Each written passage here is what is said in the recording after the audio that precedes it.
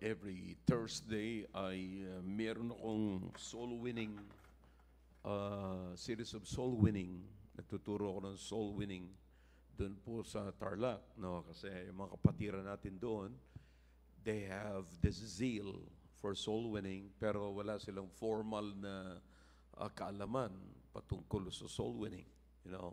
So, every Thursday night po yun. Pero sabi ko, instead of staying muna doon so this coming Thursday, ay kinakailangan kong bumalik dito ng Wednesday for the service kasi matagal-tagal tayong hindi nakita. No, wala ako ng Wednesday, wala pa rin ako ng Sunday, and then wala ako ngayon. Baka yung iba sa inyo, magbabackslide na kayo pag hindi nyo nakita ang Panginoon ninyo. Yung iba, ginagawa nyo akong Panginoon eh.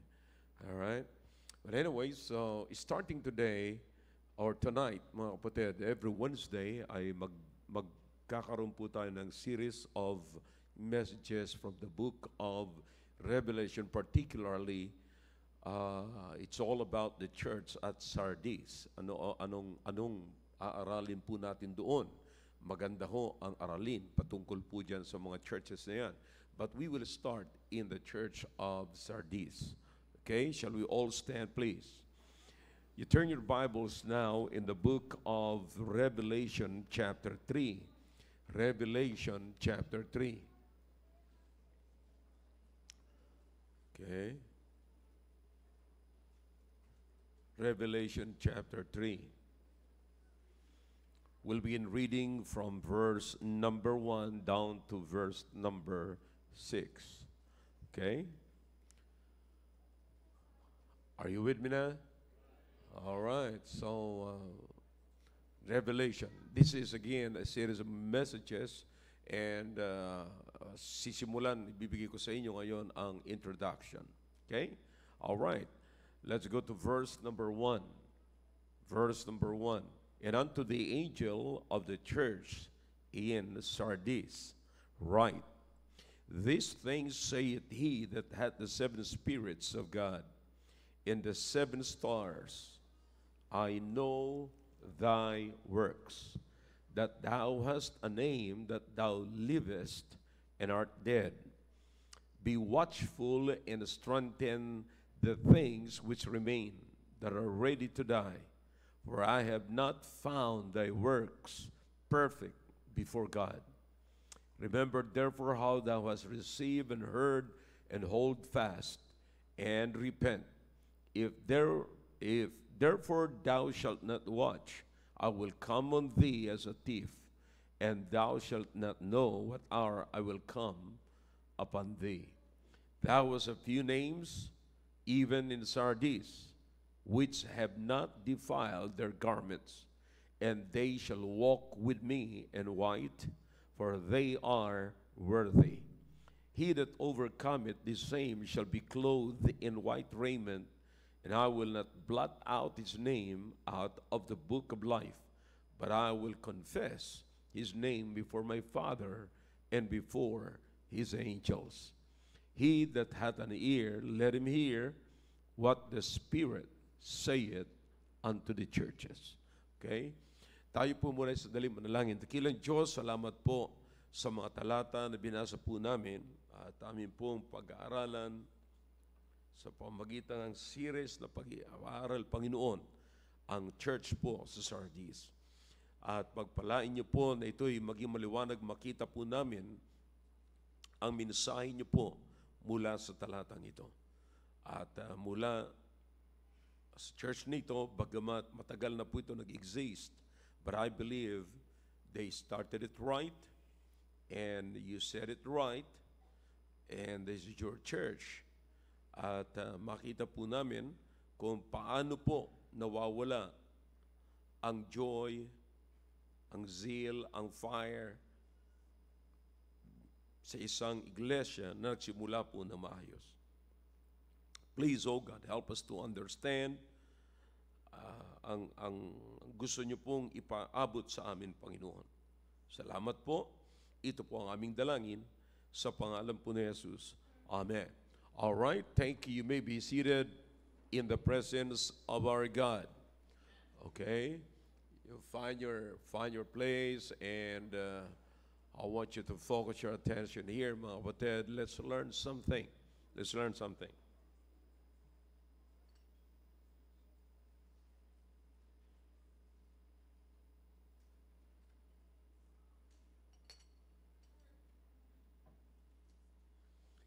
All right.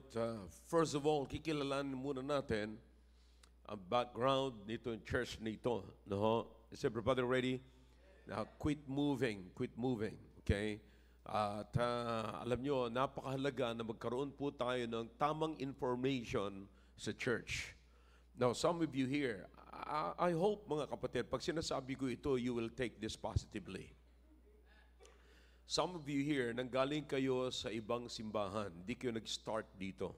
In other words, nagkaroon kayo ng ibang pastor. At alam naman po natin na pag nagkaroon kayo ng ibang pastor, may ibang kultura kayo. Alright? At ang isa sa nakakalungkot po niyan ay, lalo na pag napatagal kayo doon sa simbahan na pinanggalingan ninyo, nag-sink in na yung pong sistema na yon, yung system na yon sa inyong system. Okay? So that may mga mahirap na kayong matanggap sa system, sa bagong system, na pag napunta na kayo sa simbahan na katulad nito. Aba, yung iba nagkakaroon pa ng culture shock. No? At of course, sasabihin nila, hindi pa rin nila mawala, hindi pa rin mawala-wala sa kanila yung mga dati nilang ginagawa o pinaniniwalaan sa ibang simbahan. And so, what is sad and bad doon po sa bahagi na yan is that nagkakaroon kayo ng confusion sa inyong Kristiyanong buhay na nagiging dahilan ng pagtanong ninyo sa iba kaysa pagtanggap ng inyong natututunan sa simbahang ito. Now, the book of Revelation, ito po, mayroon po ditong pitong churches.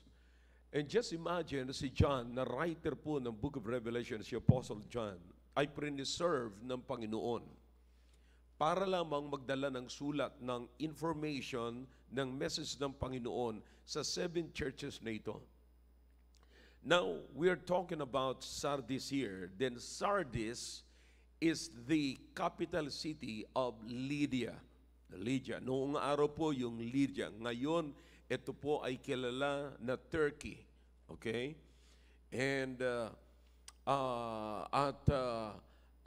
kilalang-kilala po ang Turkey noong araw. Ito pong Sardis, na dyan po nagsimula yung coinage.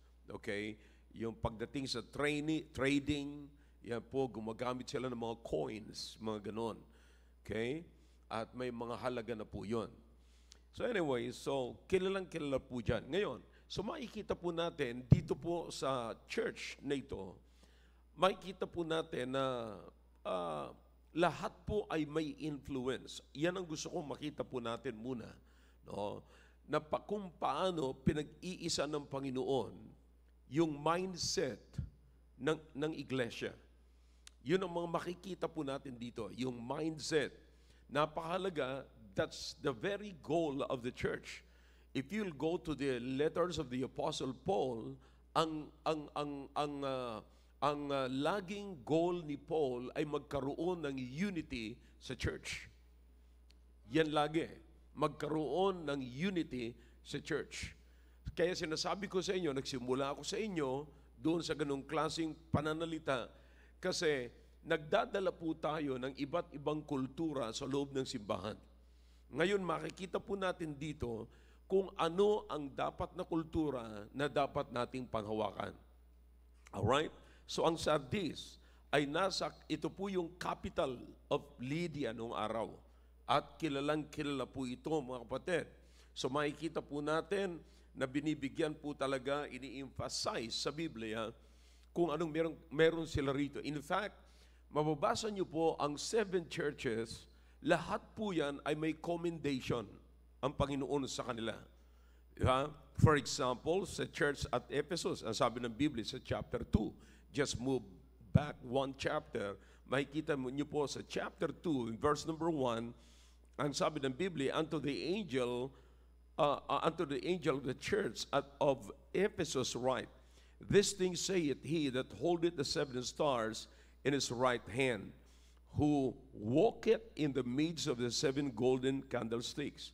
And then he said, I know thy works, and thy labor, and thy patience, and how thou canst not bear them which are evil.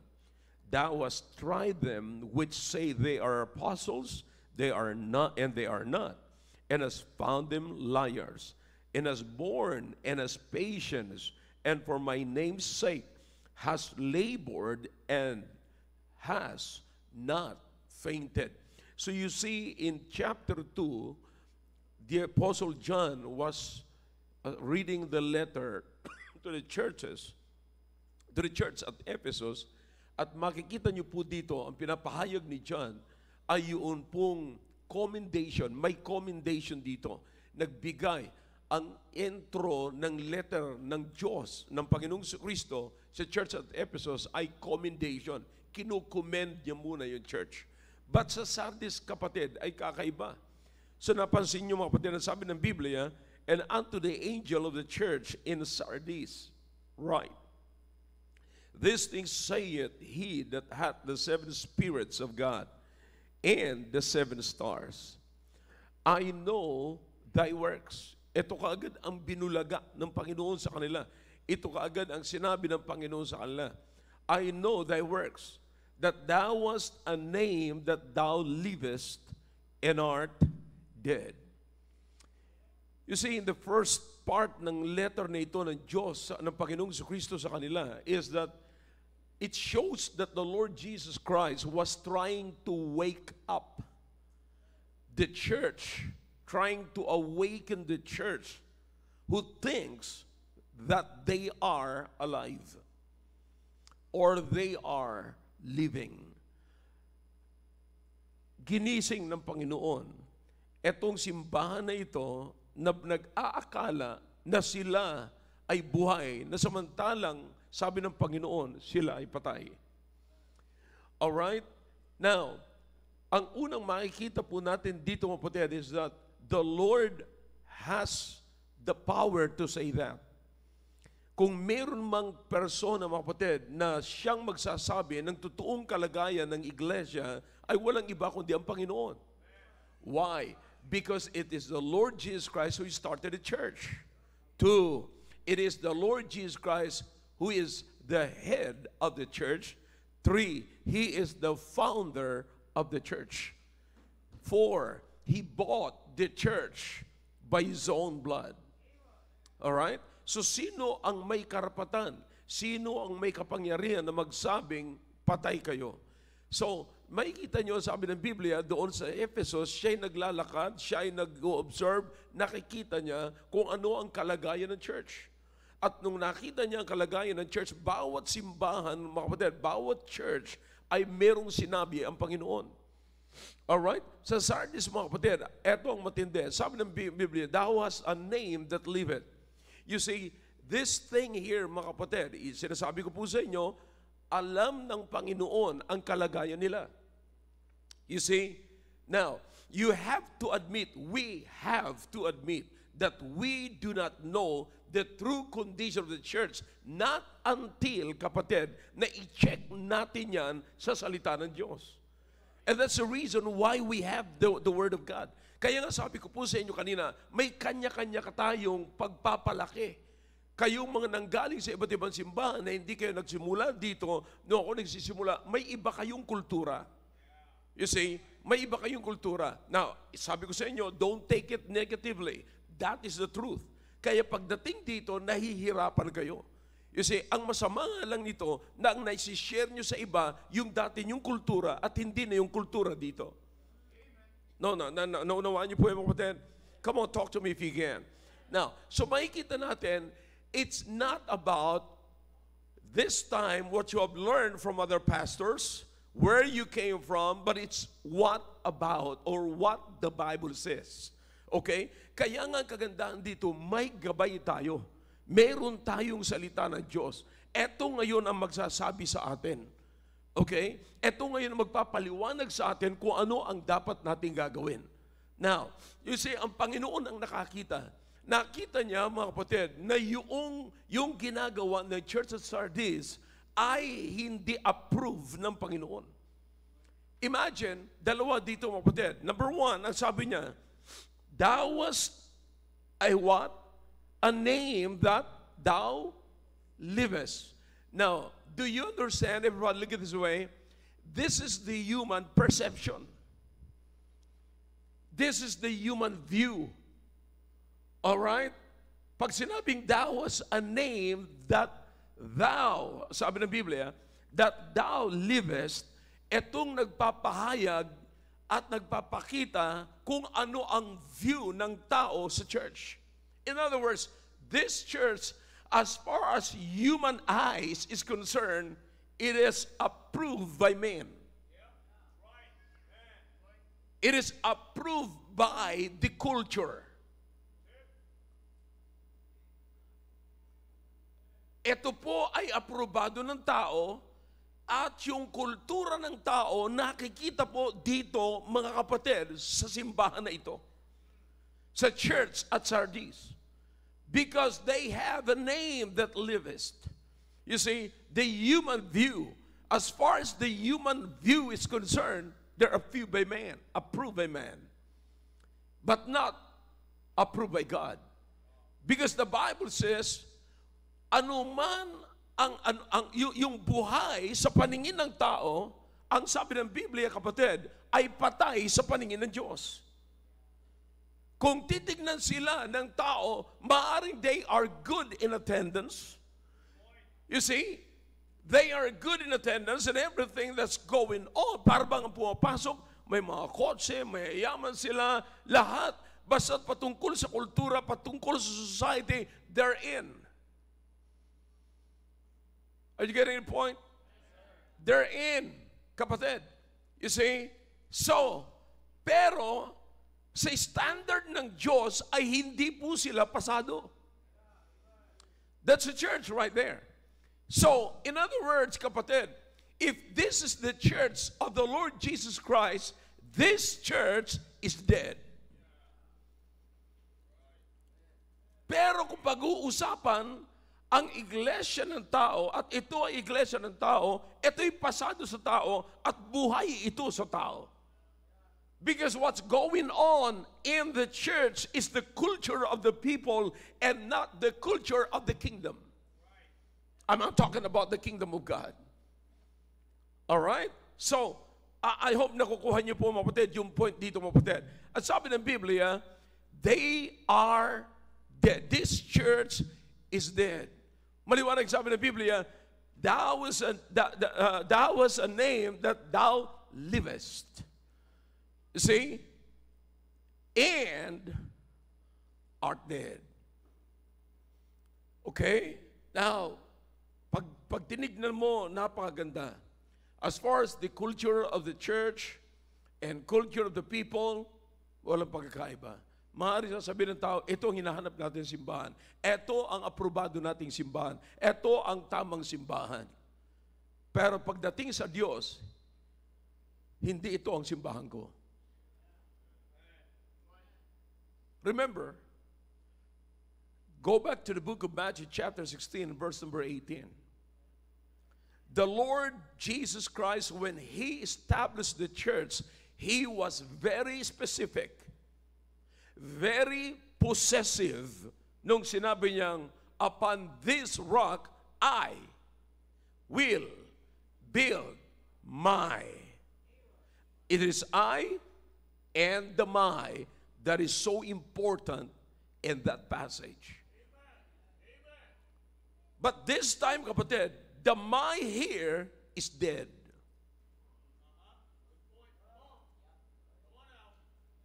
You see, the my here is dead.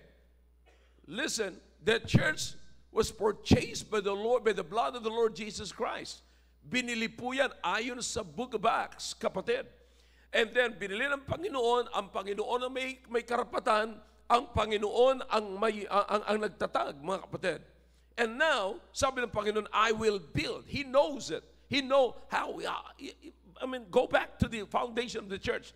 Alam ng Panginoon kung paano sinimula ng church. Now, let's study the Bible, kapatid. Let's try to understand the Bible here. Okay? Now, notice what the Bible says in verse number 2. Are you with me?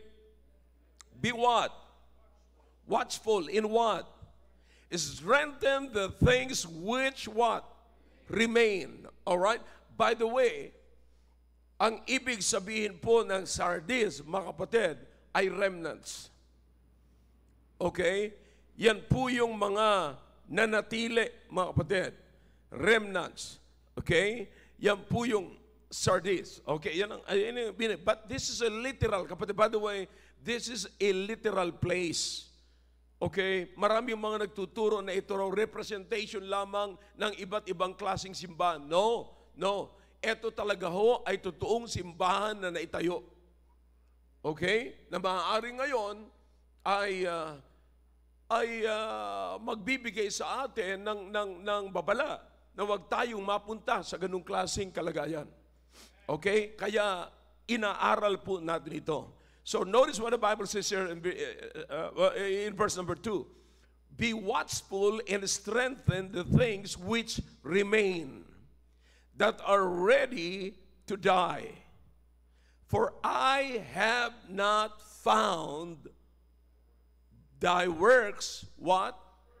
Perfect. Now, bilugan niyo yung perfect na yan sapagkat yan ay magbibigay ho ng magandang mensahe dyan sa talata na yan. Perfect before God. Because the word perfect there, same as the word fulfilled or complete to the end. Complete to the end. Okay? Now, let's study. Kapatid, para makuha natin yung totoong gustong i-emphasize sa atin ng Panginoon or ipabatid sa atin ng Panginoon. Okay? Ang sabi dyan, alam ng Panginoon, by the way, back in the apostasy, there was an apostasy. The apostasy is, ganito po yan.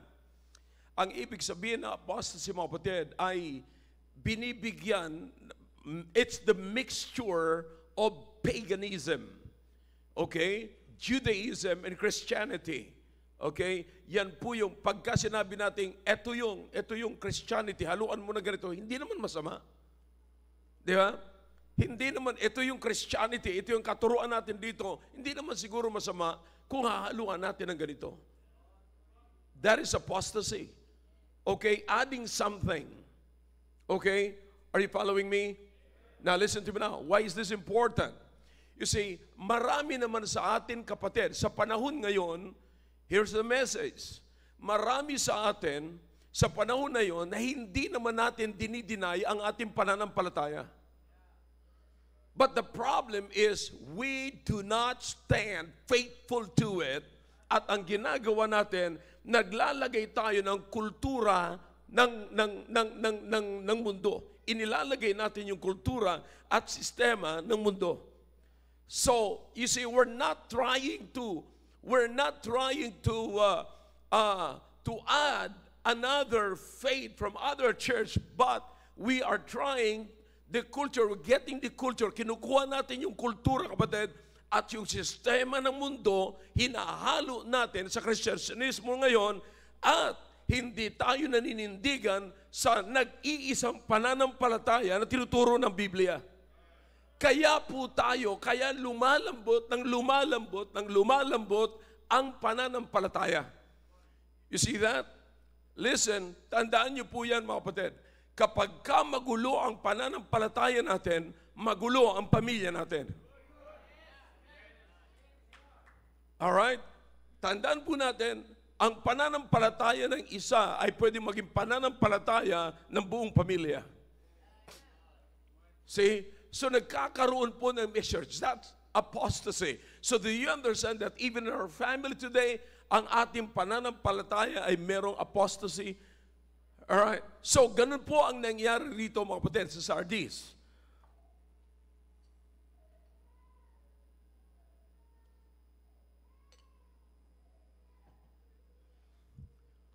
Alright, now, here's the thing.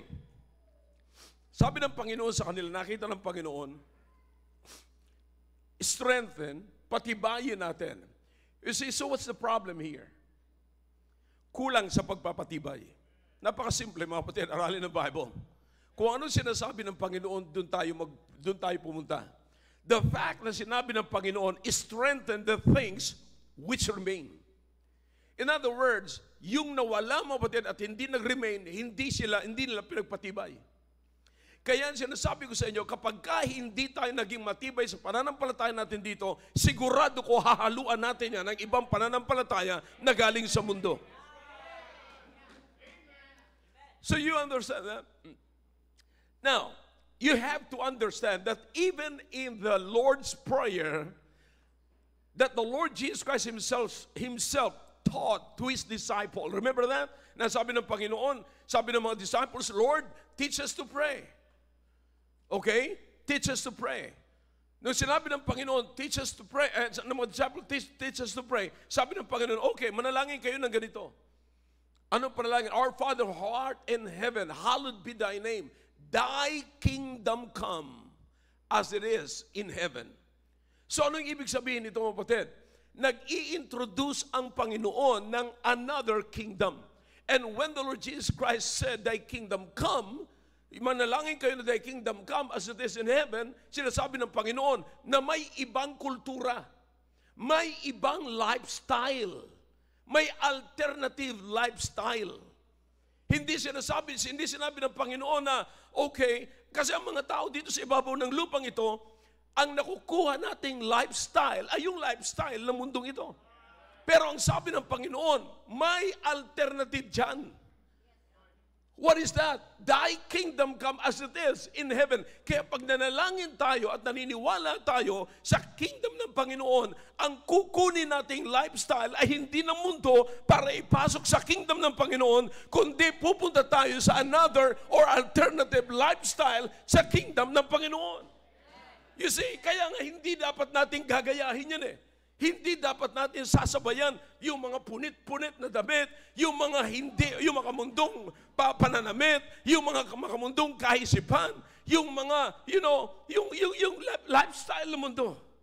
Pwede kang mamuhay na hindi katulad ng mundo because there is the kingdom of God. That's another lifestyle. And if you believe that, then yun dapat ang ipamumuhay natin. You see? So, ganun po mga kapatid. Alam ng Panginoon yan. You're not living now. Sabi ng Panginoon, the reason why you're dead, because hindi ka namumuhay sa dapat mong pamumuhay.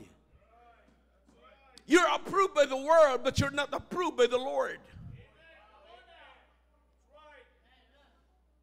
You see? Kaya nga mga kapatid, pagka iginiit natin, napapansin nyo ba yung resistance? Come on, talk to me young people. Grabe ang resistance. Kahit na sa pamilya, kahit na sa mga tatay, grabe ang resistance. Magaling tayo. I appreciate that. Kapatid, katulad ng sinasabi ko, nandito naman kayo eh.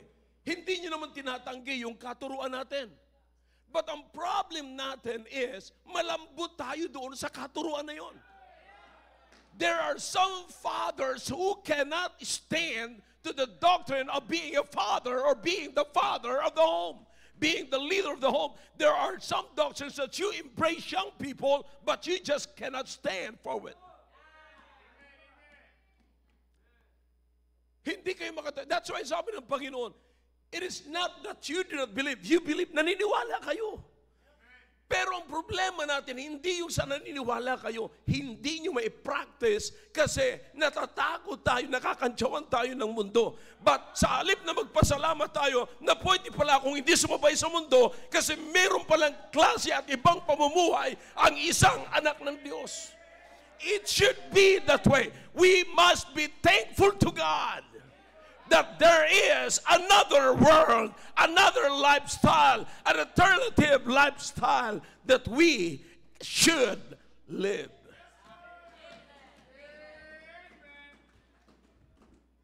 You see, kaya makikita nyo dito mga kapatid, sabi ng Biblia, which remain. But, the Bible says, are ready to die. So what's the key word here?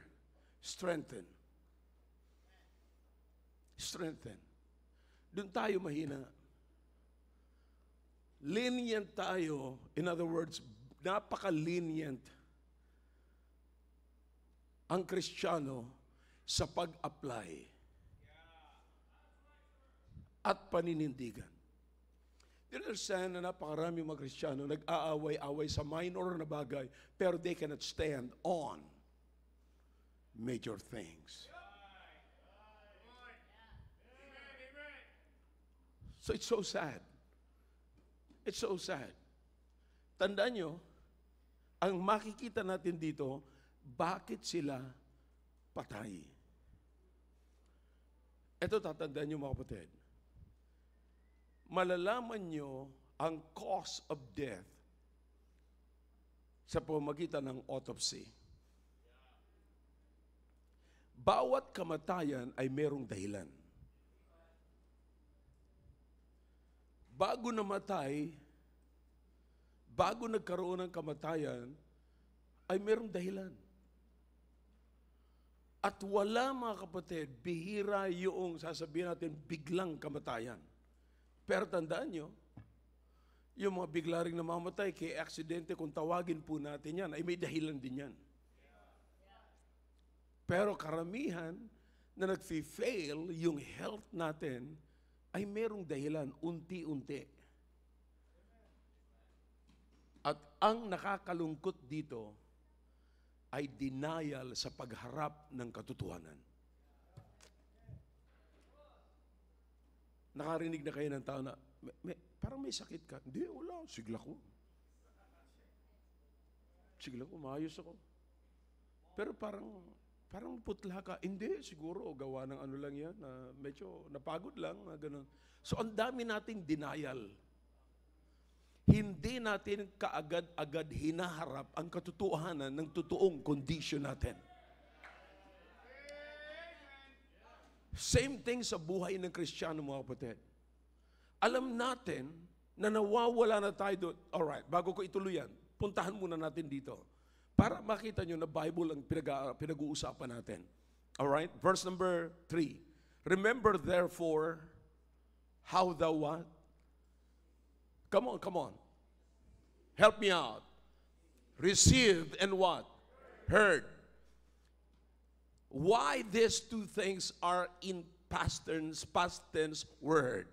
Because the very first word is what? In verse number 3. Remember. You do not remember the future, or you do not remember the present.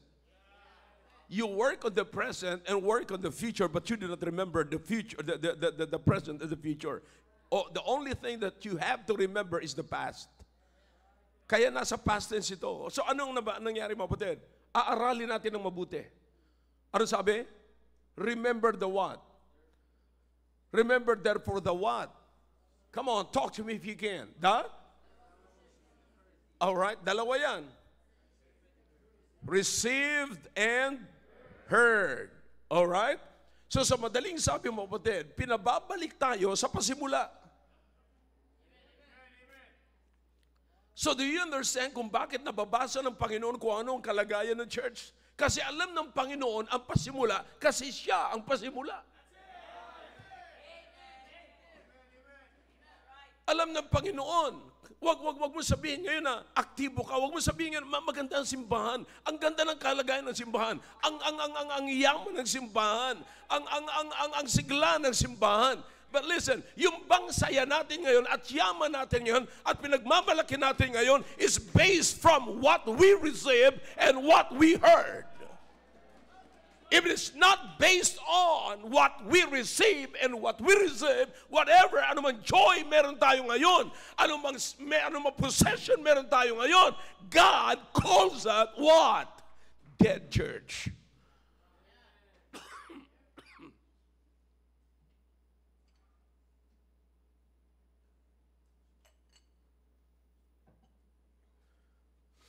Kaya nga po mga kapatid, hindi naman masama na magkaroon ng pera at yumaman. Hindi kasalanan yun eh. Magkaroon ng malaking pera ang simbahan, hindi kasalanan. Magkaroon ng malaking pera ang simbahan, hindi kasalanan. Magkaroon ng malaking pera ang pastor, hindi kasalanan.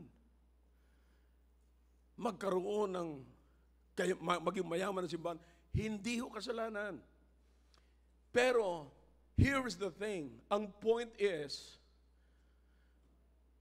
ano ang tingin ng tao sa ganyang klaseng kapanahunan mo at ano naman ang tingin ng Diyos sa ganyang klaseng kapanahunan? Alright? If it is not based on the faith that we have received and what we have heard, ang tawag ng Diyos po doon ay patay. Dead church. Imagine, may pera ang church. May malaking building ang church. Maraming attendance on Sunday morning. Pero ang tawag ng Diyos ay patay. Nagkakasiyahan tayo sa loob ng simbahan, pero ang sabi ng Diyos, patay kayo. Hindi, masaya po kami, Panginoon. Yan ang tingin ng tao sa inyo. Masaya kayo. In fact, kaya nga gusto nila mag-join kasi masaya kayo. And there's something, in that sad, na kaya ang tao pupunta rito kasi ang tingin nila sa atin ay masaya. Pero saan nakabata yung ating kasiyahan? Ito sinasabi ko lagi, andiyan si Brother Eugene, sinabihan ko si Brother Eugene. At sa lahat ng mga pastors na nanggaling sana sa atin, sana maisip nila to. Kasi, pagtatrabahuin nila ang kanilang mga anak para may pera daw ang simbahan. Okay? Now, ito sabi ko sa kanya, Brad, maaaring may pera ka. Walang masama na magkaroon ka ng 50,000 a month. Walang masama na magkaroon ka ng malaking building. Walang masama na magkaroon ka, pag may pera ka kasi, pwede ka magkaroon ng motor, kotse, malaking bahay, mga gandang damit, mamahaling sapatos, sapagkat may income ka eh. May income ka. Pero ang tanong ko, ganito, are you sure that you have the ministry? Maybe you have the money, but where is the ministry? You have the big building, but where is the ministry?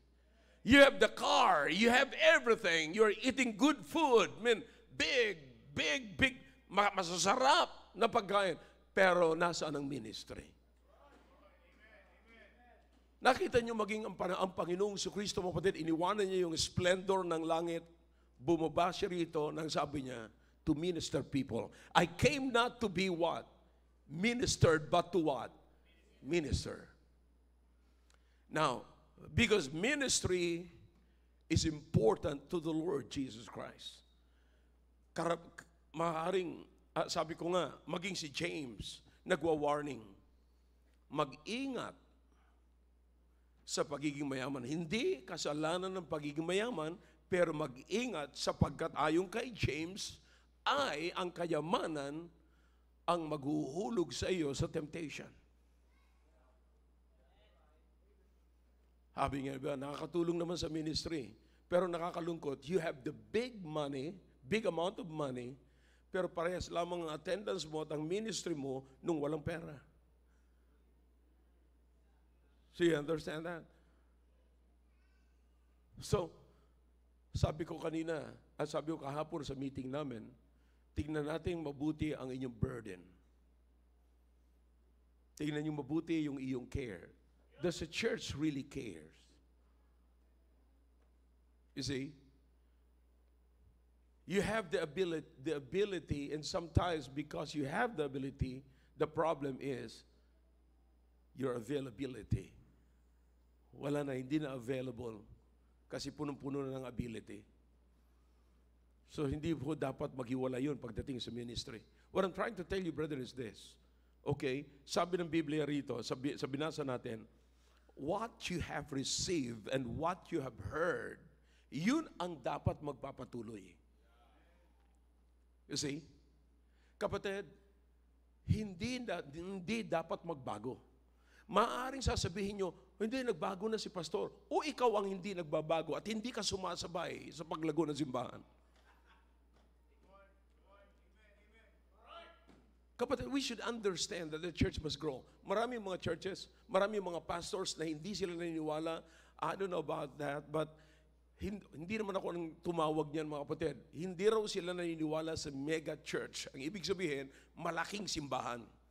Etong sa atin, kinukonsider nilang mega church. Yan yung mga Laurena na yan, nagpapatayo yan ng mega church. Walang sinabi ang Biblia tungkol sa mega church. Alam mo itong mga ignoranteng pastors nito, basta lang sila makapagsalita at makagamit ng words na hindi po nila inaaral. When you go to the book of Acts, mga kapatid, you will see there na may numbers dyan. Paano nagsimula ang disciples? The first number na makikita nyo is 70. And then what is next? 120. And then what is next? 500. And then 5,000. 3,000. And then 5,000. And the 5,000 became what? Multitude. And the multitude became what? Multitudes. And the multitudes became what? Multiplied. So anong tawag mo doon? Hindi sila naniniwala sa mega church, pero hindi rin sila naniniwala sa paglago. Kasi ang totoo niyon, naniniwala sila sa isa lang, katamaran. At hindi dapat magkaroon ito ng puwang sa mga churches na galing po dito, simbahan natin dito, because God has already set the pattern. This is what you have received, and this is what you have heard. And the Bible says, and they what? Continued steadfastly. And then the Bible says, and daily, araw-araw, merong nadadagdag. See, so anong problema rito, mo? Go back to where you were. Balik. Alright? Now, listen. Alam ko kung saan po ako magtatapos dito. Alam ko, series po ito. Alam ko kung saan ako magtatapos, kaya huwag niyong imimiss, mga kapatid, ang sinasabi ko po rito. Alright? And then the Bible says here, verse number 3, remember therefore how thou hast received and heard. And what? Hold fast. In other words, you fight for it. Fight for it. Now listen to me now. Huwag niyong kakalimutan, kapatid, na ang church ay hindi po corporation. Hindi yung ganito lamang na, okay. Now, tandaan nyo, ang church ay binubuo ng individuals. Now, here's what I'm saying. Huwag niyong sasabihin na ang lago ng simbahan na hindi malago ang isa. Or hindi lumalago ang isa.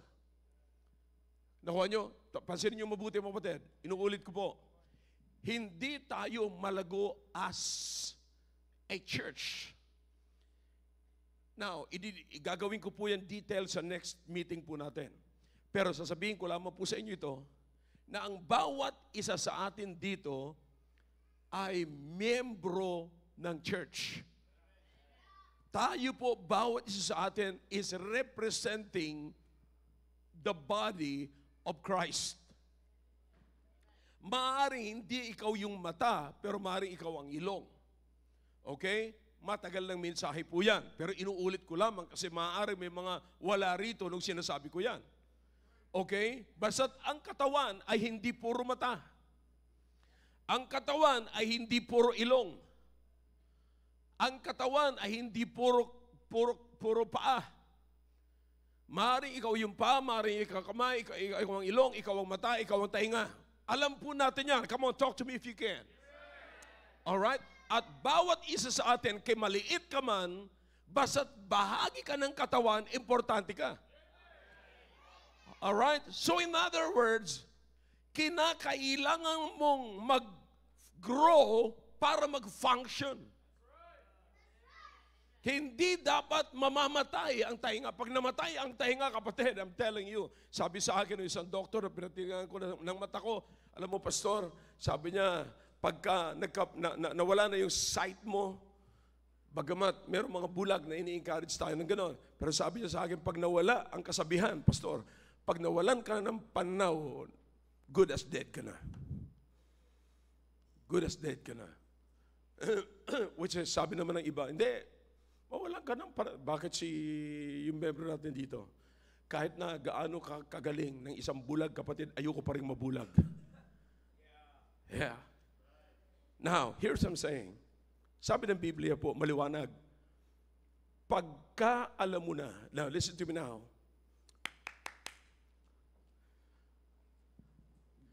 May mga tao po rito, may mga kapatiran po tayo rito, honestly, na hindi nila alam ang foundation ng Christianity. Hindi rin nila alam kung paano nagsimula ang church nito. Hindi rin po nila alam ang standard ng church nito. Are you with me? Hindi po nila alam. Okay? Nakikinig po sila rito, maaaring na-encourage sila, nagagandaan sila sa preaching, mga kapatid. Pero yung nagaganda na yun sa preaching, malululuhod yan dito, mananalangin yan dito, iiyak yan dito. But again, and still, hindi niya alam ang standard ng church nito. Remember, we're dealing with what? Nandiyan nakalagay. Ano na nakalagay dyan? Thou hast, remember, therefore, kung ano ang iyong tinanggap at ano ang iyong, yung iba ho rito, hindi na ho nila alam ang unang-unang tinanggap. Kaya nga po, mga kapatid, kapag ka sila ay nasalina ng ibang kultura, ang buong akala nila, yun na yung standard ng church. So, naunawaan nyo kung gaano kahalaga na yung mga nakakita at nakatanggap ng pasimula at nakakita ng pasimula at nakarinig ng pasimula ay manatili sa pasimula. Para yung mga bago makakita kung paano nagsimula at paano nakapakinig. Or else, may King James Bible sila. Maganda ang kasuotan nila. Pero mali ang direksyon nila. Bakit? Mayroon ng apostasy.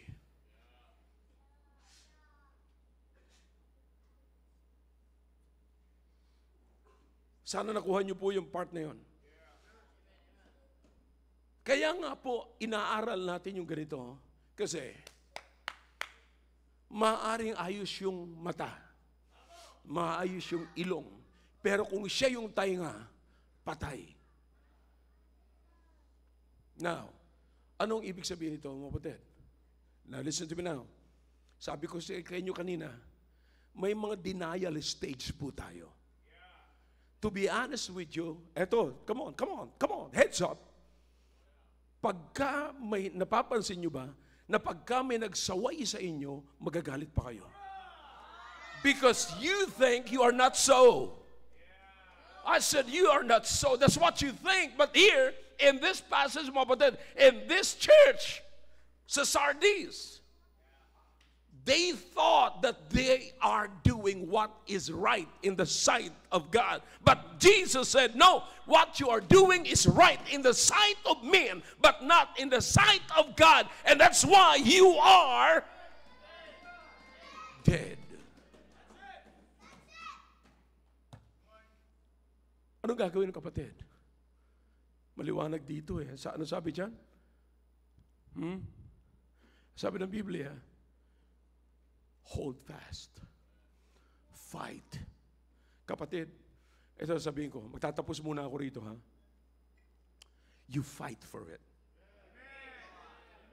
Sasabihin ko po sa inyo, huwag kayong papayag na mamatay ang inyong pananampalataya. Sapagkat pag namatay ang inyong pananampalataya, papatay din ang inyong pamilya. Napansin niyo po yan? As you slow down in the ministry, your family is also slowing down.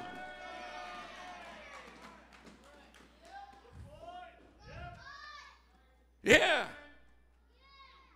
Sasabihin ko sa'yo, hindi talaga po, huwag kayong pumayag. Ngayon, sasabihin mo sa sarili ko, hindi ako papayag na manghihina ako. Hindi ako papayag na mawawala ako doon sa una ko natanggap. Kayong mga nakakita kung paano nagsimula ang simbahang ito, kung paano tayo kaka-firm doon sa paninindigan natin, sa dati natin pananampalataya, pinagsimulan natin ito. You should hold fast to it. You fight for it. Sabihin mo, hindi ako aalis dito. Ano man mangyari, may mga bagay na panahon sa buhay ko na ako'y na-offend. But I will stand to what I perceive and what I have heard. I don't care kung yung iba alis na. I don't care kung iba hindi na ako papansinin. Mananatili ako sa kung anong natanggap ko at ano ang narinig ko. And sometimes money changes many people. Tandaan nyo, lahat na lamang kini-question. But when money speaks, nobody question the grammar.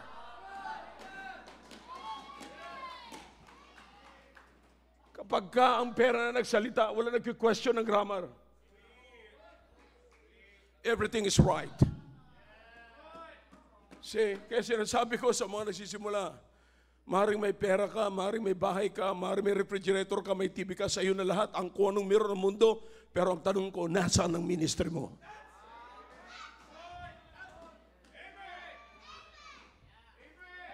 Kaya sinasabi ko, lahat ng mga lumalabas dito, lahat ng mga natitrain dito, makinig kayo ng mabuti. Kung ano ang training nyo rito sa simbahang ito, seryosohin nyo na. Kayong mga full-time na nandito, huwag nyong lalaruin. Maaaring hindi ko kayo nakikita sa lahat ng oras. Minsan kaya lang tayo titiro sapat nakikita ko. Hindi ako ang Diyos. Listen, ang problema nito, mapatid, sa mga umalis dito, sa mga nag-mission na, sabihin nila, iba talaga pag nasa mission field ka na. No! Walang pagkaiba. What makes the difference? It's not the geographical location, but the difference is the spiritual condition. Kasi kung ano man ang gagawin mo bilang area leader, ano man gagawin mo sa area, yan din yung gagawin mo sa field, mission field. Kung natuto kang mag-sacrifice dito sa loob o sa iyong area, nag-counsel ka, umiyak ka, lahat ginawa mo dyan sa area, yun din yung mangyayari sa field. Kaya wala hong pagkakaiba because you are dealing with the same sinner. Kaya kayo mga nagmi-mission, putulin niyo yung mga paniniwala ninyo na iba sa field, iba sa field. No! Ang pagkakaiba, hindi nyo inayos nung nandito pa kayo.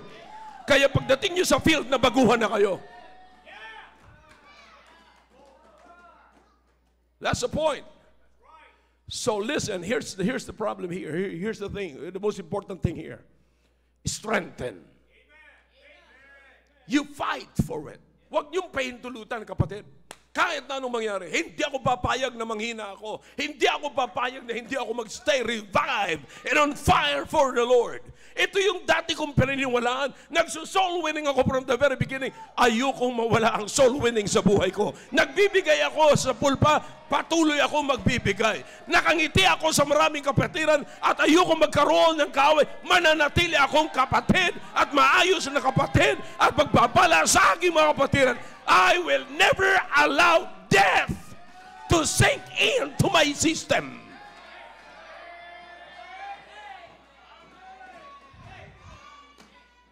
Let me ask you a question. I promise you, you are not a member of a dead church.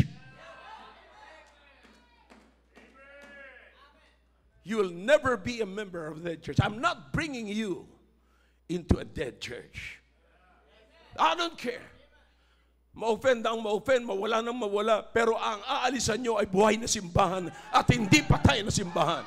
You go ahead, hihiwalayan nyo ang buhay na simbahan, pero at least hindi kayo umalis sa isang patay na simbahan at ang inilisan nyo ay isang buhay na simbahan na natili sa katuruan ng salita ng Diyos.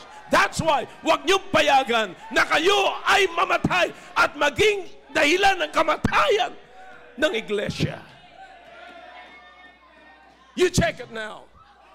You check it now. Bago kayo mag-negative sa upuan ninyo, check it now. How is your soul winning? How is your Bible reading? How is the Holy Spirit convicting your life? If you cannot feel the conviction of the Holy Spirit in your life, hey, you better kneel down and beg God for the power and the Holy Spirit to speak to you once again.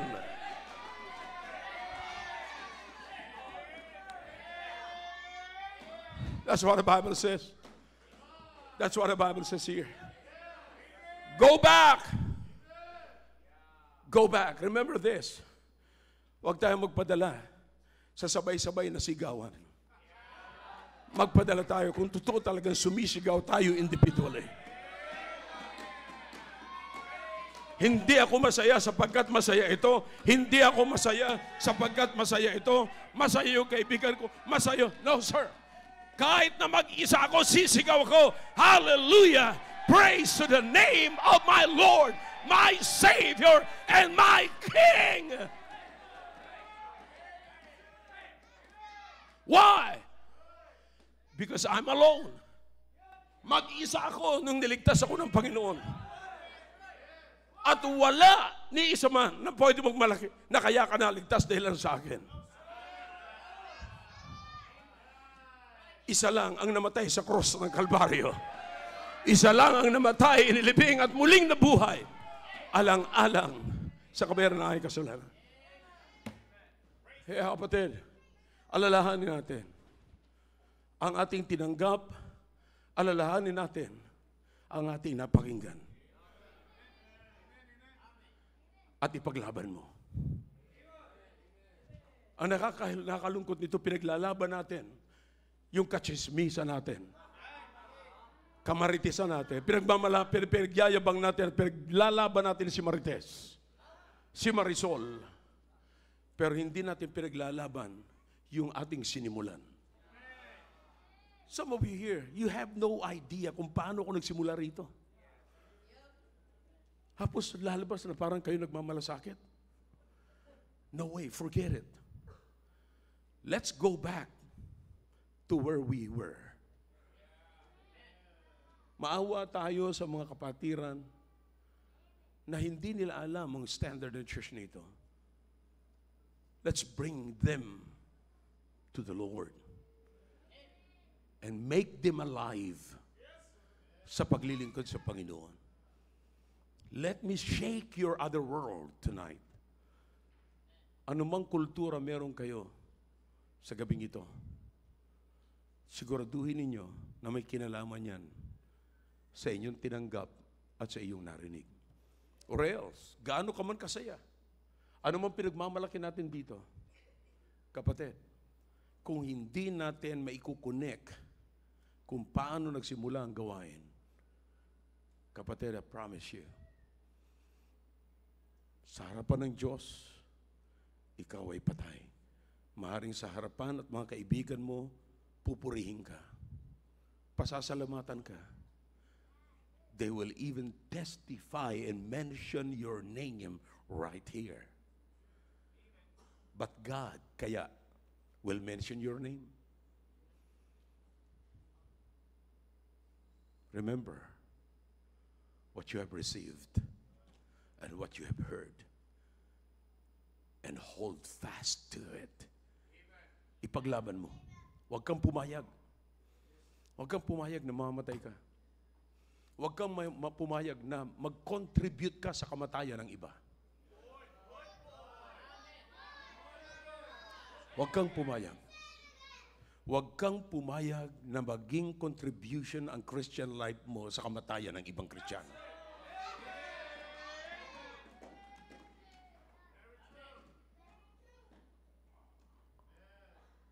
Kahapon habang nag-uusap kami, kasama ko yung mga area leaders at mga pastors, mission pastors natin. Sinasabi ko sa kanila, huwag kayong makontento sapagkat sa tingin ninyo, kaya na kayong buhayin ang offering ninyo, okay ka na doon. Hindi kaya meron pang gustong ipagawa sa iyo ang Panginoon na mas malaki dyan.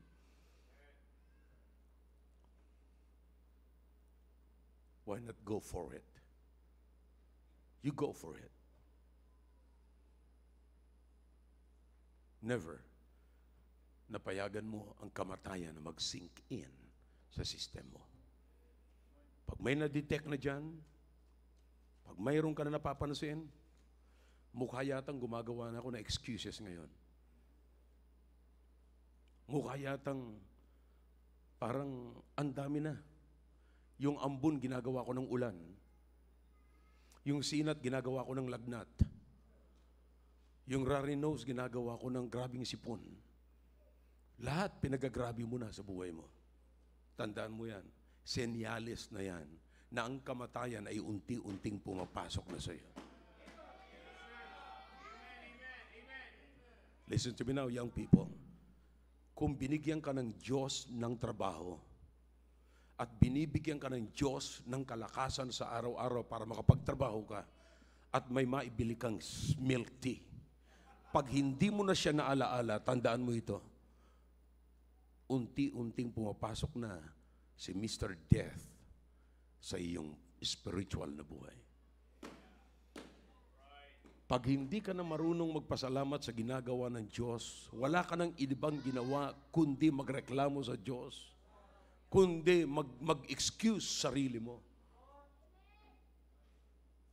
Kapatid, again and again, ipapaalala ko sa inyo, this is not the final destination. Darating ang panahon na anumang inipon mo, hindi na iyo. Darating ang panahon na yung damit mo na pinagmamalaki mo ngayon, na hinaharap mo sa salamin, na cute ka, hindi na yan iyo. Yung mga signatures na bag mo, balang araw, isusubasta na yan. What will matter is how you use your life for eternal purposes. Yun ang dapat mo i-consider ngayon. Okay? Kapatid, huwag niyong payagan ang sarili niyo na magkaroon kayo ng contribution sa kamatayan ng iba. Na habang unti-unti kayong namamatay, meron ding sumusunod sa inyo na unti-unti ring namamatay. Whether you admit it or not, somebody's behind you is following you. Maybe your husband, maybe your wife, or your children. They're following you. Habang unti-unti na namamatay ka, sila rin, mga kapatid, unti-unti nang nanlalambot. Di ba, pagka meron tayong napapansin na merong TB sa loob ng pamilya natin, anong ginagawa natin? Seclude natin para hindi na tayo mahawaan. Kapatid, pagka merong nakapansin sa iyo na may sakit ka, sa halip na i-deny mo, i-check mo na lang. I-check mo. Yung iba, kahit ubong-ubo na kayo, ayaw nyo pang iubo kasi baka may magsabing, may TB ako. Kating-kating na kayo, pero ayaw nyong kamutin, baka may magsabing, may bulutong na ako. Ayaw nyo. Ayaw nyo, kahit may sakit na kayo, ayaw nyo pa rin magtakip sa mukha. Kasi pag nagtakip sa mukha, baka isipin nila, may sakit akong nakakahawa. Pure denial. Denial. Naalala ko, sabi ni Pastor Louie, May panahon, sir, na talagang hindi ko na rin mabasa yung Bible. Kaso, ayoko pang magsalamin. Nasa denial stage pa ako. Hindi niya alam, pinaparusahan niya yung kanyang sarili. Lalong lalabo kasi may strain yung kanyang mga nerves. Ganon tayo, mga kapatid. Sa halip na i-deny mo, ako hindi ko po dinina. I'm 61 years old. Heading to 62. But sa halip na i-deny ko, lalabanan ko. I will never allow aging to sink in. Pagka nang lalambot ako, doon ko babanat-banatan, doon ako Bakit? Ayoko malambot. Ayoko malambot. Mag-crash na ako, magka-crash. Pero ayoko mamatay na nalalambot. Mamamatay ako na masigla. Request ko lang sa inyo, pagka ako ibuburol, ayoko isakay sa punerarya na mabagal. Dapat 120 kung paano tumakbo ang aking expedition. Sabay busina. Yeah. Tapos may heavy bag sa likod. So you understand, kapatid? Never allow. Never allow. Alam kong darating tayo dyan. Pero wag nating pahintulutan na sila ang masunod sa buhay natin. Sabi sa akin ni Pastor Ed, magdahan-dahan ka na. Nagkakaedad ka na. Sabi ko, matagal na ako nagkakaedad eh. Matagal na ako nagkakaedad. Sabi, hindi magdahan-dahan ka na. Hindi. Ang pagdadahan-dahan, kusang dumarating yan. Kahit hindi ka magdahan-dahan, balang araw magpilitin mo mong bumilisan, dahan-dahan ka na. Yung step mo, hindi na katulad ng dati. Lalong-lalo na, pag nagka-arthritis ka na. Kahapon, after ng meeting namin, sabi ko, mag-stretch tayo, maglaro tayo. Laro kami ng basketball. Paglaro namin, jump si Pastor Louie, pagbagsak niya, hindi na siya makatayo. Yeah. Ako, napapansin ko, parang sumasakit yung kaliwa ko. Biro ka naman yun, pinagsamang baboy at saka tupa. Yung ulam namin. Ang sarap pala ng steak na gano'n, ano? Yeah, pero napapansin ko, sumasakit. Sabi ko, labas muna ako ng konti. Maya-maya, sabi ko, hindi po pwede ito, ah. So, pinihit-pihit ko yung tuhod ko. Mamaya, umiinit na. Maya-maya, nilakad ko na. Bandang huli, mga kapatid, laro, back to the court. Dak-dak uli. Yeah. Kasi natumba ho yung court, yung ring natumba. Kaya madaling saksakan na. No. Nawala yung sakit. Kaya alam nyo, huwag natin pahintulutan yan. Pagkatapos ng laro, ayun, balik sa efficacy. So you understand what I'm saying? Never allow anything that you don't like in your body to sink in. I hope this is clear. Shall we all stand, please? Dakilang Diyos, salamat po sa mensahe na aming po narinig. Pagpalain niyo po, Panginoon, ang mga salita niyo na nahayag ngayon. Please, never help us not to allow death to sink into our system. Bless your people as they talk to you tonight, oh God. Let's come to the throne of God tonight.